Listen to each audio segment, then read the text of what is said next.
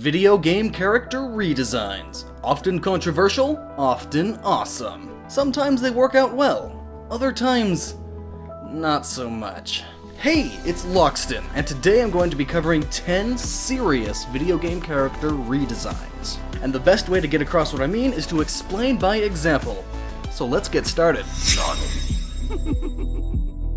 Oh, and by the way, links to all of these games can be found on my GamesGrabber page. GamesGrabber is a website where you can manage various video game collections, be them games you have or games you want. It even saves links for you to go to so you can buy them later on. You should check it out, it's cool, and you can give me a follow on there. First, let's talk about one of the redesigns that's on the thumbnail of this video. Tomb Raider. Lara Croft. The first two trilogies of Tomb Raider had a slight redesign, but I'd say they are more just products of their graphical limitations. Originally, Lara was a well-trained killer, and well, a Tomb Raider. She had no problem with acrobatics and shooting you or anything else in the face. Though she was also quite famous for just the size of her arsenal of weapons, dual pistols and all. Oh, and her bust. Her bust too. As well as her well-toned body. Polygons. Don't you think you've seen enough? She was often called out for being too sexy. Sexist even. Unrealistic. So, come the well-timed reboot of the series, giving her a much more realistic body. Basically, as in, her boobs aren't bigger than her head anymore. And she was given emotions. Who would have thought? This made the game more cinematic and a lot more serious. Or at least the game tried to have the audience take her more seriously anyway. Rather than just being an awesome renegade, she was human. This reboot explores her origin story. She starts off sad and desperate at all these things that are happening to her, but it ends with her as a stronger and much more serious woman. But as with any redesign, not everyone was happy. Many people claimed that this deeper emotional spectrum that she had, as in, is a normal human level of emotions instead of a teaspoon. Many claimed that this was even further sexism. Overall though, as far as just her physical design goes, I'd say this change was a good one. The clothing is much more realistic for an archaeologist to have, as opposed to a super awesome renegade, crazy secret agent, hero, spy lady that shoots stuff in the face. She's not the Tomb Raider yet, but she's getting there. And that, I think, is what the design's trying to get across. And it does a fantastic job with it. Spyro the Dragon. Spyro started off as a must-have PlayStation trilogy. He was an adorable young dragon with that classic 90s attitude. He was cool. The design showed off his youth and his horny attitude. I mean horny as in he has horns, and he attacks with them. Because he has attitude, he's gonna attack. I'm awesome, I'm Spyro. The Legend of Spyro trilogy gave his design some improvements and some detriments according to some. He's definitely matured and his design reflects that, and he takes himself much more seriously, but he still has that awesome attitude. He looks more like your classic fantasy dragon now, rather than a toon, which is a way of him growing up with his audience, and I think this actually works pretty well. Not perfectly, but very well done. As for Skylander's Spyro, that was just my initial reaction. He's definitely grown on me. He looks like a pug mixed with a dragon. He's a pagan. Honestly speaking, Skylanders doesn't need to be a Spyro game. In fact, if you were to take this design of a dragon and name it something other than Spyro, people would probably like it a lot more. Personally, I still prefer the Legends design of Spyro, but the Skylanders one has definitely grown on me. He's cuter, which reflects what they were going for with Skylanders. But Dante from Devil May Cry, on the other hand, this is one of the most controversial redesigns in gaming history, and I'll definitely be covering it more in depth with a video later on. But basically, Capcom wanted Devil May Cry to appeal to a wider audience, specifically in the West. But in the process, they isolated their old fans. Old Dante was awesome, and personality-wise, knew his whole life was a joke. He loved fighting demons. He really got into his life. And his simple yet, dare I say, badass design reflected that. Enter New Dante, who took things way too seriously. He was given a more hip and edgy punk-looking look, and his personality was altered to reflect this attire. And for the worse, significantly. He lost what the old fans loved about him. And not only did Capcom do all this, but they also insulted his old look in the game. Take a look at this scene.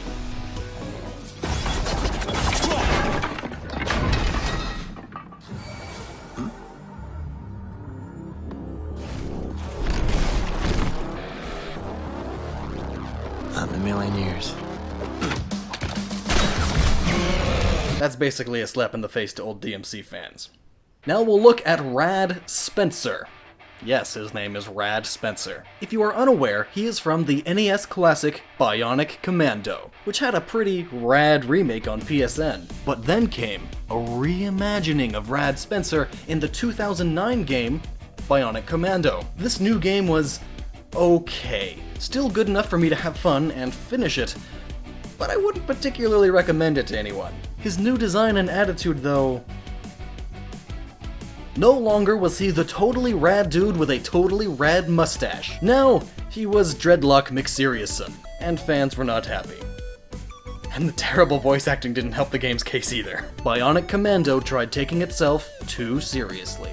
Prince of Persia went through a few redesigns. Prince of Persia Sands of Time reintroduced the prince as a fun, combat-loving prince of pure courage. He had his serious moments, but they were far and few between. The combat reflected his fun-loving side, as did the more cartoony art style, and fans loved this. But then, his next redesign would come with the sequel, Warrior Within, and the prince did not fare well. Now taking himself too seriously in a dark and gritty Arabian land, his design reflects the same negative changes we've been seeing a lot of in this video. His dark, edgy, and serious sides would become his sole personality, and Ubisoft would keep this design for the third entrance into the trilogy, Two Thrones, except they made him even darker. Your classic edgy McGee situation.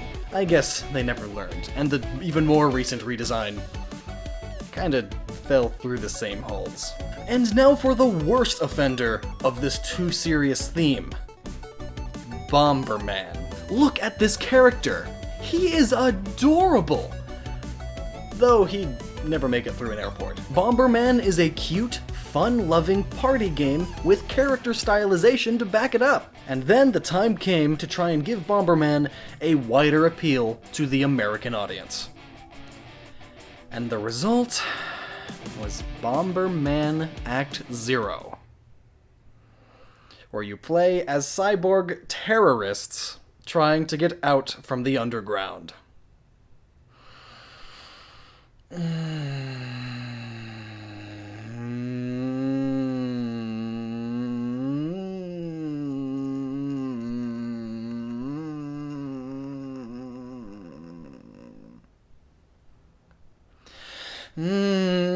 How in the world do you go from this to this while keeping the same basic gameplay? Very poorly. That is the answer to that question. With all these redesigns of characters trying to take themselves too seriously, you might assume that that must be a bad thing always. But I say Jak and Daxter prove that wrong. Starting off as a childish platforming collectathon, their design reflects that. They are fun, cartoony, and cheery, and come the sequel, they are flung into the future, and Jak gets a taste of reality.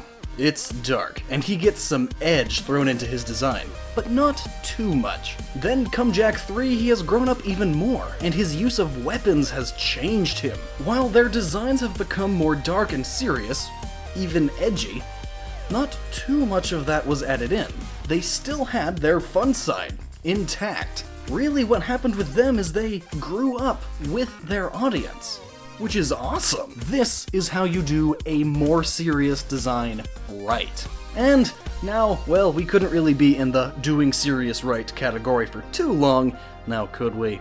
I now introduce to you Simon Belmont. Castlevania was awesome, and you were this awesome vampire hunter with an awesome whip. It was rad. Looking at Simon's initial design, it is very Conan the Barbarian inspired, which makes sense for the time. It was the 80s after all. Though admittedly, if a new character was to be designed like this, it would strike you as odd. That's not particularly a design that screams modern popular character. It wasn't the 80s though, like, he was super popular. But now comes Castlevania Judgment on the Wii, a Castlevania fighting game that pulls Castlevania characters from the whole Castlevania franchise and pits them against one another. Though, as I said, Simon's design would be odd for the modern age, so it would make sense to redesign him, to update him. But then they did this. Is this supposed to be serious? It can't be. I mean, he looks like a J-pop Death Note character. Maybe that's what they were going for, actually. If it was, then boy, they totally succeeded. But still, they took a classic, silently awesome vampire and monster killer that fit the times he was based in, and made him Japanese emo goth metal band member number 665.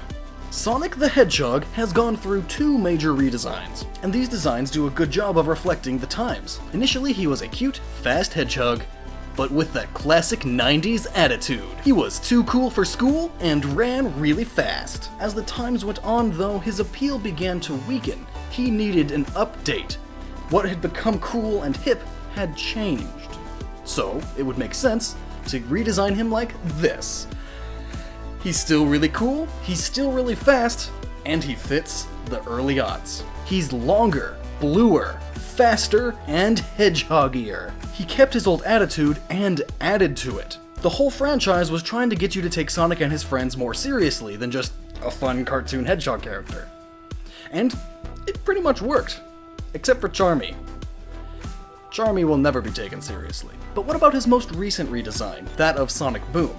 Taking the terrible, terrible game mechanics of that game aside and looking exclusively at his design, they made Sonic even longer, giving him a more teenager feel, which I think adds to his overall appeal, as in our modern day the cool teenager look is looked up upon by youths. And while they kept some of his attitude intact, I feel like he's a lot more cartoony now, so they toned the seriousness down a bit, kind of like a self-parody. But still, that middle phase of Sonic with the introduction of Sonic swearing, Damn, they got away! and forming a relationship with a human, not to mention the more realistic and darker tone of the whole game. And sure enough, Shadow the Hedgehog and Sonic 06, the 2 games that tried to make Sonic the most serious, are also seen as some of the worst Sonic games ever created. And we will end with Link from The Legend of Zelda. Now, Link goes through quite a number of redesigns throughout the whole franchise, but he always keeps his classic look, the green tunic and the fancy green hat. But now, it's hard to disagree with this statement. Wind Waker Link is the most drastic change in Link. Because I mean, before Wind Waker we had Ocarina of Time and Majora's Mask, both of which were on the more realistic side of the Zelda franchise. You know, for what the N64 could handle. And even in a tech demo to show what a Legend of Zelda game would look like on the GameCube, Nintendo showed off a much more realistic looking Link, fighting a much more realistic looking Ganondorf. And then they released Wind Waker, years later. This is not realistic, this is not serious. Lots of people didn't like it. People were in flame wars. Many loved it, many hated it. But unlike many of the other designs I've mentioned that spawned hate among fans, the hate for Wind Waker would not last. And I'll get right back to that in a second. But after all of this backlash for Zelda becoming too cartoony, the next Zelda game was Twilight Princess, which is to this day still one of the darkest, most serious, brownest, bloomiest Zelda games ever. It was awesome! But would it stand the test of time? As the years went by and more people got over themselves and played Wind Waker despite its kiddie graphics, many people hold it up as an amazing game. One of the best Zelda games. And even if you ignore the amazing HD remake, GameCube Wind Waker today still looks way better artistically than Twilight Princess ever did. And now, Toon Link is a beloved iteration of Link. His expressiveness sets him apart from the others, and this design has become the standard way for the more toony Zeldas to depict Link in the future. And after Twilight Princess, Nintendo chose a more middle ground with Skyward Sword. More realistic-ish, but also more cartoony than Twilight Princess. And now with Zelda U, they're leaning even more towards the Wind Waker feel, because Wind Waker did indeed pass the test of time. Making a game more serious, like going from Wind Waker to Twilight Princess, doesn't always work. It doesn't always give the game the wider appeal that they're hoping for. People love fun-loving characters. People love expressive characters, especially kids when they're your target audience. There's nothing wrong with serious characters. In fact, many serious games are among fan favorites. But taking a fun-loving character and changing them into a serious character just puts them in the giant, brown, bloomy cloud that is generic gaming. Plus, redesigning and changing a character often hurts fans' feelings, because change is never loved on the internet. For one. I mean, that's something you have to consider. But really now, change can work well. Change can be amazing. Making a character more serious can work out fantastically. Just more often than not, it doesn't. So what do you think? What are some redesign choices that you particularly enjoy, and that you particularly hate? Was it turning a fun character more serious, or taking a semi-serious character and making them edgy McEggerson? Let me know down below, and never stop using that noggin.